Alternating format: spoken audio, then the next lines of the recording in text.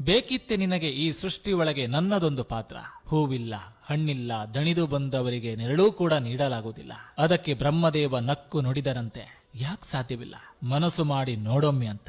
ಬಿದಿರು ಹಠ ಹಿಡಿದು ಬೆಳೆಯಿತಂತೆ, ಕೃಷ್ಣನ ಕೈಯಲ್ಲಿನ ಕೊಳಲಾಯಿತಂತೆ, ಮಕ್ಕಳ ತೂಗುವ ತೊಟ್ಟಿಲಾಯಿತಂತೆ, ಸುಮಂಗಲ್ಯರಿಗೆ ಬಾಗಿನ ಕೊಡುವ ಮೊರವಾಯಿತಂತೆ, ಬಡವನ ಗುಡಿಸಲಿಗೆ ನೆರಳಾಯಿತಂತೆ, ಬಟ್ಟೆ ಒಣಗಿಸುವ ಕೋಲಾಯಿತಂತೆ, ಬಿದಿರಿನ ಬುಟ್ಟಿಯಾಯಿತಂತೆ, ಕಡೆಗೆ ಶವ ಎತ್ತಲು ಆಧಾರವಾಯಿತಂತೆ. ಮನುಷ್ಯನಿಗೆ ಒಂದು ಗುಟ್ಟು ಹೇಳಿತಂತೆ, ನನ್ನಿಂದೇನಾಗದು ಅಂತ ಕೈ ಚೆಲ್ಲದಿರು ಮನುಜ, ಮನಸ್ಸು ಮಾಡಿ ನೋಡೊಮ್ಮೆ ಅಂತ. ಸೇವೆ ಎಲ್ಲರಿಗೂ ಮಾಡು, ಆದ್ರೆ ಪ್ರತಿಫಲ ಯಾರಲ್ಲೂ ಬಯಸಬೇಡ. ಯಾಕಂದ್ರೆ ಸೇವೆಯ ಪ್ರತಿಫಲ ನೀಡುವವನು ಭಗವಂತನೇ ವಿನ ಮನುಷ್ಯನಲ್ಲ. ಸಂಬಂಧ ಎಂಬುದು ಹೃದಯದಿಂದ ಕೂಡಿರ್ಬೇಕೆ ಹೊರತು ಅವಶ್ಯಕತೆಯಿಂದಲ್ಲ. ಕೆಸರು ನೀರಿನಲ್ಲಿ ಶುದ್ಧ ನೀರು ತೆಗೆಯಲು ಕಷ್ಟಪಡಬೇಕಾಗಿಲ್ಲ. ಸ್ವಲ್ಪ ತಾಳ್ಮೆ ವಹಿಸಿದ್ರೆ ಕೆಸರು ಅಡಿ ನಿಂತು ಶುದ್ಧ ನೀರು ಮೇಲೆ ಬರ್ತದೆ. ಹಾಗೆ ನಮಗೆ ಕಷ್ಟಗಳು ಅವಮಾನಗಳು ಬಂದಾಗ ಸ್ವಲ್ಪ ತಾಳ್ಮೆ ವಹಿಸಿದ್ರೆ ನಮ್ಮ ಕಷ್ಟಗಳು ಅವಮಾನಗಳು ತಿಳಿಯಾಗಿ ಒಳ್ಳೆ ಕಾಲ ಬಂದೇ ಬರ್ತದೆ.